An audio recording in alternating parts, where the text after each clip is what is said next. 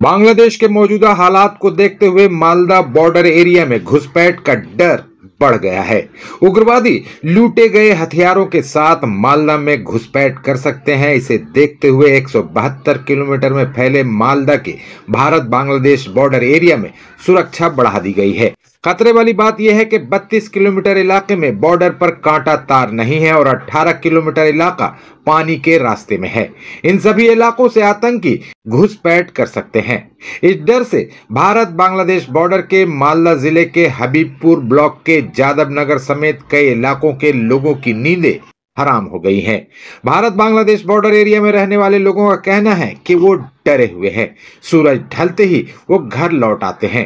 पानी का रास्ता होने के चलते यहाँ के लोगों को अपना आधार कार्ड बीएसएफ के पास जमा करने के बाद महानंदा नदी में नहाने जाना पड़ता है, क्योंकि महानंदा नदी बांग्लादेश के उस पार है। बॉर्डर एरिया के कई लोगों की शिकायत है कि बांग्लादेश के हालात के चलते उनके इलाके में चोरी और डकैती बढ़ गई है। उनके मुताबिक बदमाश बंगाल के उस पार से जल सीमा पार कर बंगाल में प्रवेश कर रहे हैं और चोरी कर रात के अंधेरे में फिर लौट जाते हैं। इसे देखते हुए बीएसएफ की तरफ से पूरे इलाके में सुरक्षा बढ़ा दी गई है। বাংলাদেশের এই পরিস্থিতি আমাদের বাংলাদেশের এখানে পরিস্থিতি তো এরকম তার ঘা কিছু তো এই করা আছে কাটা আছে দেশের এখান থেকে তো সহযোগিতা করছে অনেক, কিন্তু আরো সমস্যা তো আরো সহযোগিতা করা উচিত, কারণ চোট টোট খুব বেড়ে গেছে। বাদে ঝুঁকোটিকা চুরি করছে, কার গয়না চুরি করছে, অনেক কিছু চুরি বেশি হচ্ছে এখানে। কি অনুমান করছেন ওগুলো কি বাংলাদেশ থেকে আসতে পারে? ওগুলো বাংলাদেশ থেকে আসার সম্ভাবনাটা মনে হচ্ছে, বাংলাদেশ থেকে মনে আসছে, এটা সম্ভাবনা মনে হচ্ছে। আপনাদের এখানে কি কাটা তার নেই? অনেকটা কাটা তার, অনেকটা কাটা তার আছে। জলপথ রয়েছে? হ্যাঁ, জলপথ রয়েছে। কতটা আতঙ্কে আছেন? অনেক আতঙ্কতে আমরা আছি। কখন কি হয়ে যায় এটা বলা যায় না, তার জন্য যত তাড়াতাড়ি সম্ভব একটু ব্যবস্থা করার। বিএসএফ এর নিরাপত্তা কতটা দেখছেন? বিএসএফ নিরাপত্তা আছে, কিন্তু মানে ওদের অত নিরাপত্তা নেই। ওপার থেকে তো জঙ্গিরা তো বহুত রকম হিন্দুদের উপর অত্যাচার করছে, অত্যাচার করাতে ওপার থেকে জঙ্গিরা এপারে চলে আসতে পারে, কিন্তু যথারীতি আমাদের বিএসএফ যথেষ্ট পরিষেবা বাড়িয়ে দিয়েছে, বিএসএফ যথেষ্টভাবে পাহারা দিচ্ছে। তার জন্য আমরা কিছুটা নিশ্চিত আছে, কিন্তু সম্পূর্ণ নিশ্চিতভাবে নাই। বাই চান্স কখন ঢুকে যাবে বলা মুশকিল, এই নিয়ে আমরা খুব আতঙ্কের মধ্যেই আছি। তার মধ্যে আমাদের আয়তের চোরের উৎপাত জোর।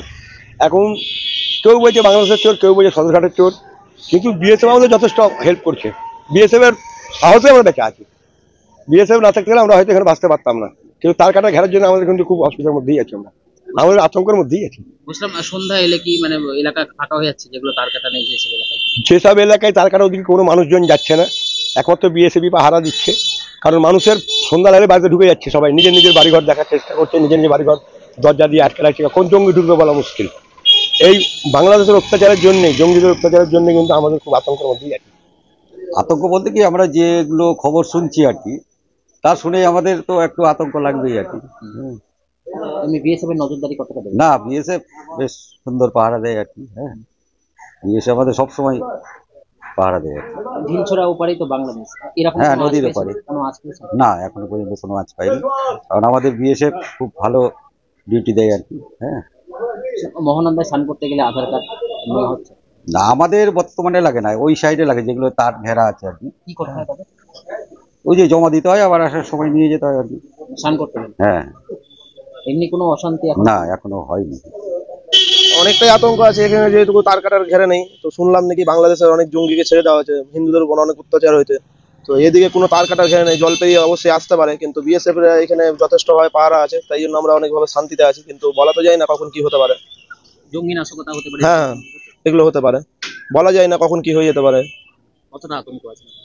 আতঙ্ক মানে অনেকটাই, আমাদের তো বর্ডারের পাশেই বাড়ি, এমনিতে তার কাটার ঘেরে নেই।